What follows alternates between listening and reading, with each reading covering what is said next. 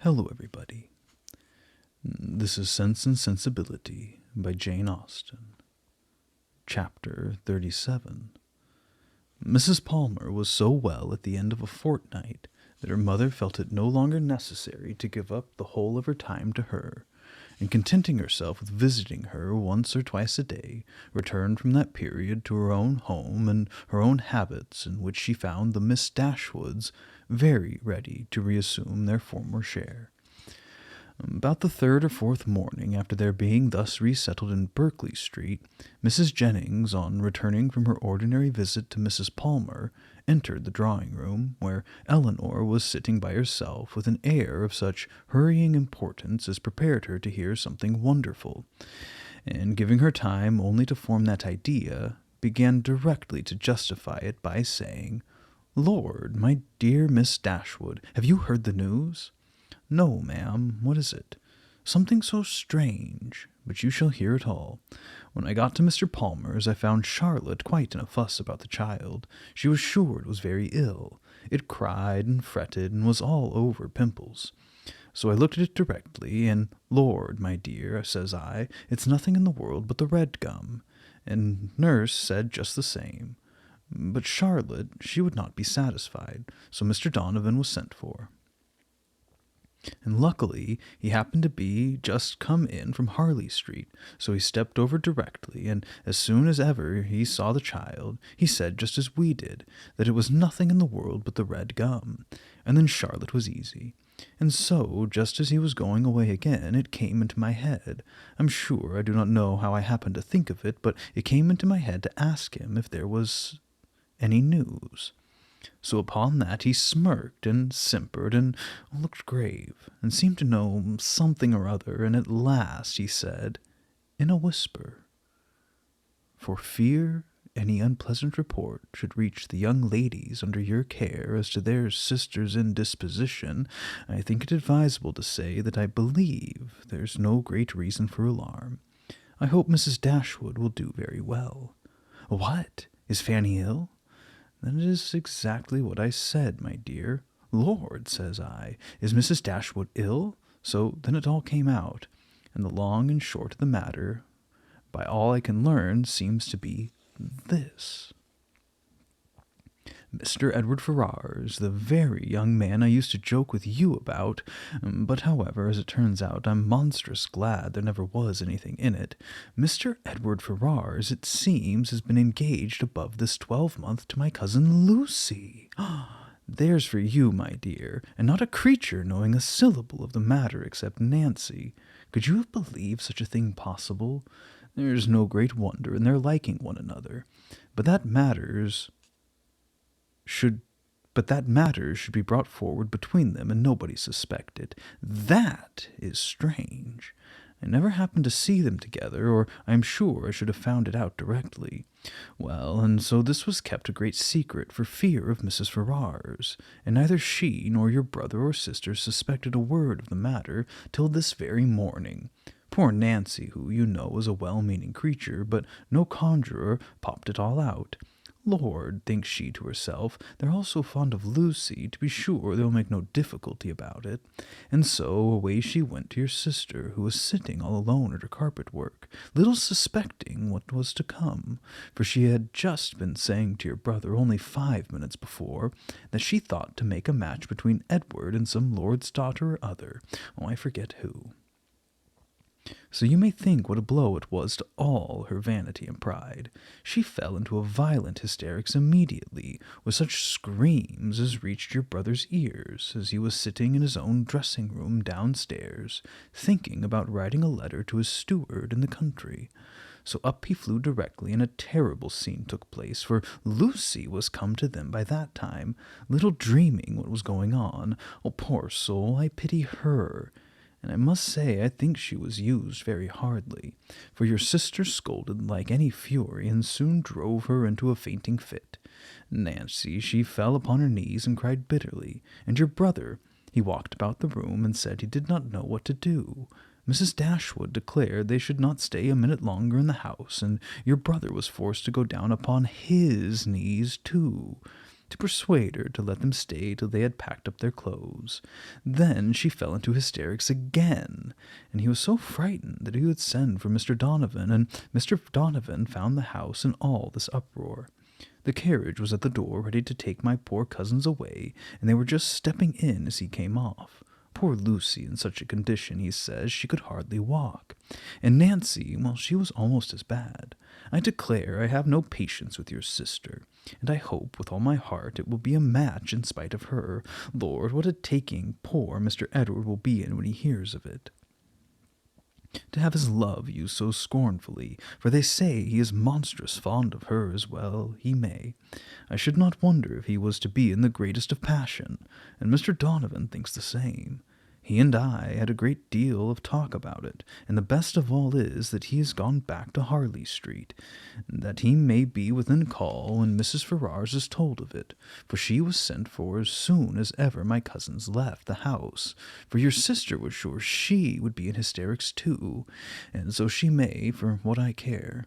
I have no pity for either of them. I have no notion of people's making such a to-do about money and greatness. There's no reason on earth why Mr. Edward and Lucy should not marry, for I am sure Mrs. Ferrars may afford to do very well by her son, and though Lucy has next to nothing herself, she knows better than anybody how to make the most of everything, and I dare say if Mrs. Ferrars would only allow him 500 a year, she would make as good an appearance with it as anybody else would with 8. Lord, how snug they might live in such another cottage as yours, or a little bigger, with 2 maids and 2 men, and I believe I could help them to a housemaid, for my Betty has a sister out of place that would fit them exactly. Here Mrs. Jennings ceased, and as Eleanor had had time enough to collect her thoughts, she was able to give such an answer and make such an observations as the subject might naturally be supposed to produce, happy to find that she was not suspected of an extraordinary interest in it, that Mrs. Jennings, as she had of late often hoped might be the case, had ceased to imagine her at all attached to Edward, and happy above all the rest, in the absence of Marianne, she felt very well able to speak of the affair without embarrassment, and to give her judgment as she believed with impartiality on the conduct of everyone concerned in it. She could hardly determine what her own expectation of its event really was, though she earnestly tried to drive away the notion of its being possible to end otherwise at last than in the marriage of Edward and Lucy. What Mrs. Ferrars would say and do, though there could be no doubt of its nature, she was anxious to hear, and still more anxious to know how Edward would conduct himself. For him she felt much compassion, for Lucy very little, and it cost her some pains to procure that little. For the rest of the party, none at all. As Mrs. Jennings could talk on no other subject, Eleanor soon saw the necessity of preparing Marianne for its discussion. No time was to be lost in undeceiving her, and making her acquainted with the real truth, and in endeavoring to bring her to hear it talked of by others, without betraying that she felt any uneasiness for her sister, or any resentment against Edward. Eleanor's office was a painful one. She was going to remove what she really believed to be her sister's chief consolation, to give such particulars of Edward as she feared would ruin him for her in her good opinion, and to make Marianne, by a resemblance of their situation, which to her fancy would seem strong, feel all her own disappointment over again. But unwelcome as such a task must be, it was necessary to be done, and Eleanor therefore hastened to perform it. She was very far from wishing to dwell on her own feelings, or to represent herself as suffering much, or any otherwise than as the self-command she had practised since her first knowledge of Edward's engagement might suggest a hint of what was practicable in Marianne. Her narration was clear and simple, and though it could not be given without emotion, it was not accompanied by violent agitation or impetuous grief. That belonged rather to the hearer, for Marianne listened with horror and cried excessively. Eleanor was to be the comforter of others in her own distresses, no less than in theirs, and all the comfort that could be given by assurances of her own composure of mind, and a very earnest vindication of Edward from every charge but of imprudence, was readily offered. But Marianne for some time would give credit to neither. Edward seemed a second Willoughby, and acknowledging, as Eleanor did, that she had loved him most sincerely, could she feel less than herself. As for Lucy Steele, she considered her so totally unamiable, so absolutely incapable of attaching a sensible man, that she could not be persuaded at first to believe, and afterwards to pardon, any former affection of Edward for her. She would not even admit it to have been natural, and Eleanor left her to be convinced that it was so, by that which only could convince her, a better knowledge of mankind. Her first communication had reached no further than to state the fact of the engagement and the length of time it had existed. Marianne's feelings had then broken in and put an end to all regularity of detail, and for some time all that could be done was to soothe her distress, lessen her alarms, and combat her resentment. The first question on her side, which led to further particulars, was, "How long has this been known to you, Eleanor? Has he written to you?" "I have known it these 4 months. When Lucy first came to Barton Park last November, she told me in confidence of her engagement." At these words, Marianne's eyes expressed the astonishment which her lips could not utter. After a pause of wonder, she exclaimed, "4 months?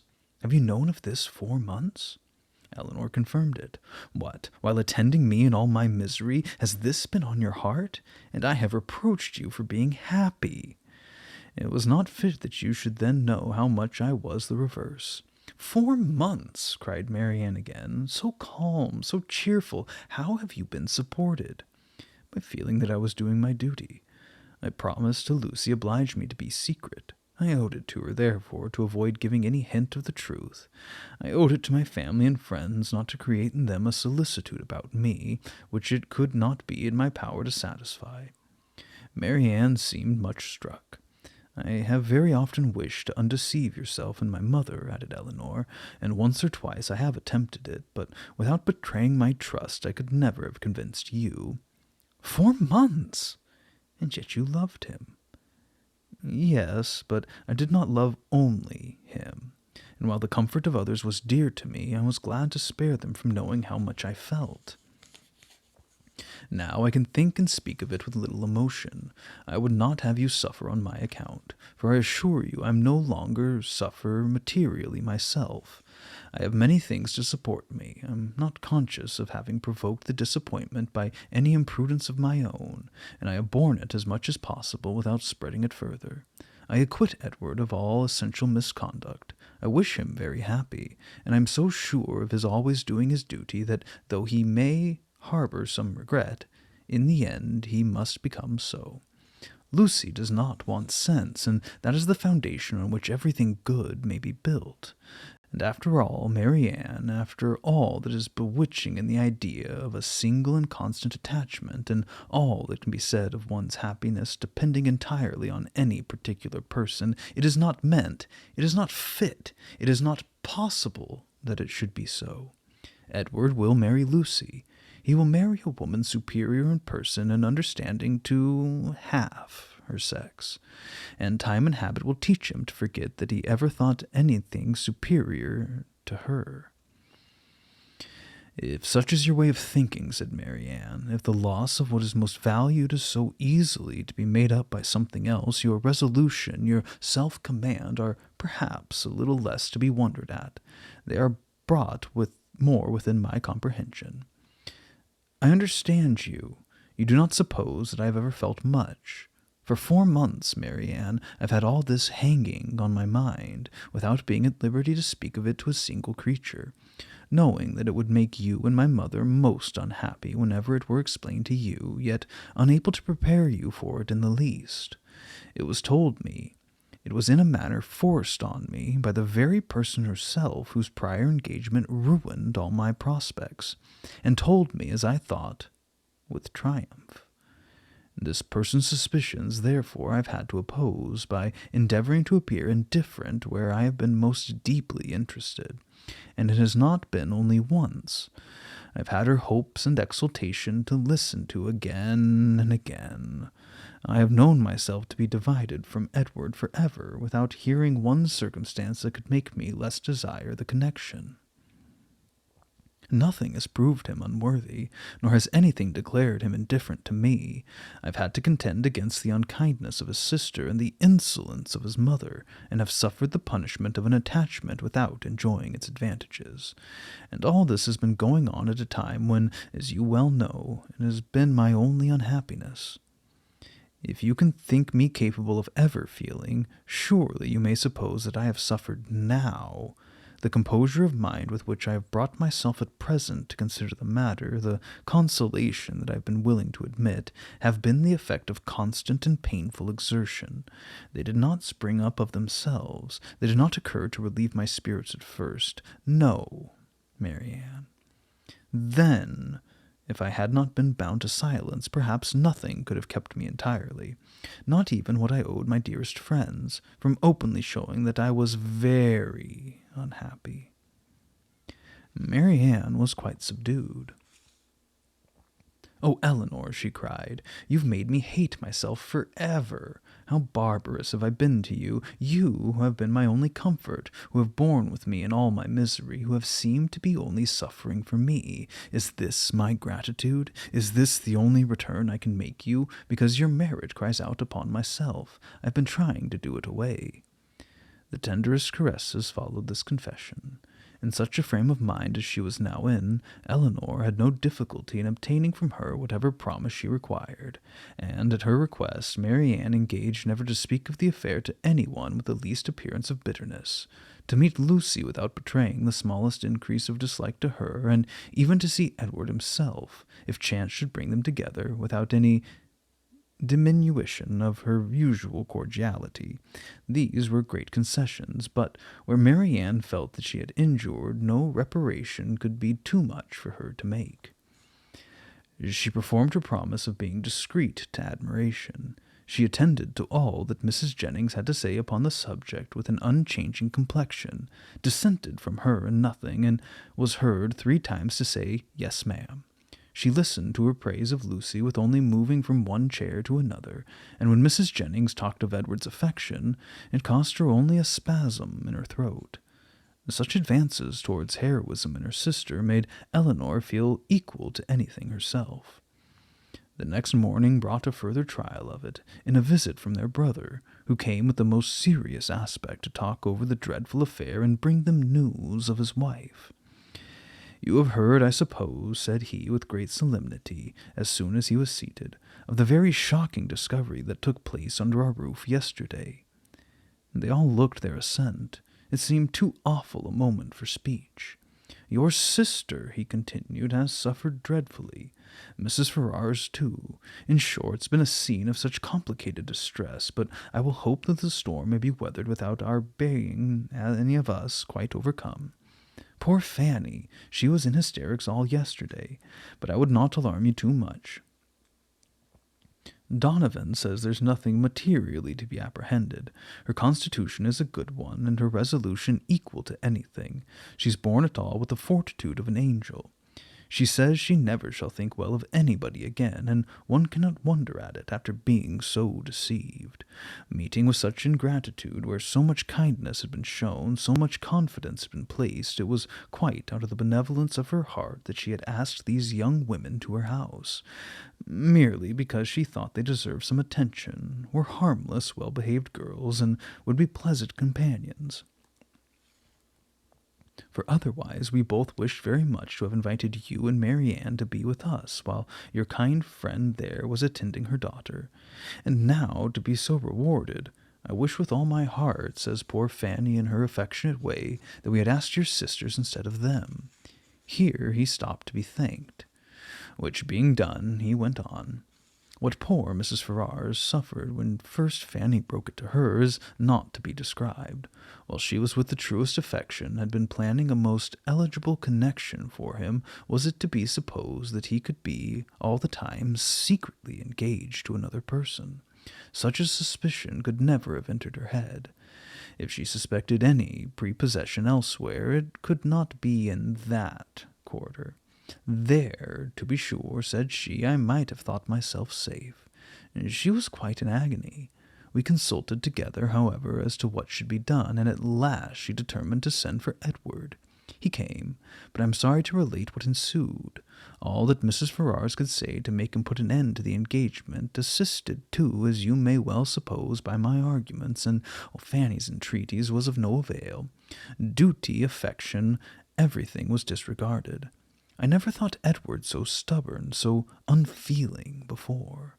His mother explained to him her liberal designs in case of his marrying Miss Morton, told him she would settle on him the Norfolk estate, which, clear of land tax, brings in a good 1,000 a year, offered even, when matters grew desperate, to make it 1,200. And in opposition to this, if he still persisted in this low connection, represented to him the certain penury that must attend the match. His own £2,000, she protested, should be his all. She would never see him again, and so far would she be from affording him the smallest assistance, that if he were to enter into any profession with a view of better support, she would do all in her power to prevent his advancing in it. Here Mary Ann, in an ecstasy of indignation, clapped her hands together and cried, "Gracious God! Can this be possible?" "Well may you wonder, Mary Ann," replied her brother, "at the obstinacy which could resist such arguments as these. Your exclamation's very natural." Mary Ann was going to retort, but she remembered her promises and forbore. All this, however, he continued, was urged in vain. Edward said very little, but what he did say was in the most determined manner. Nothing should prevail on him to give up his engagement. He would stand to it, cost him what it might. "Then," cried Mrs. Jennings, with blunt sincerity, no longer able to be silent, "he's acted like an honest man. I beg your pardon, Mr. Dashwood, but if he had done otherwise I should have thought him a rascal.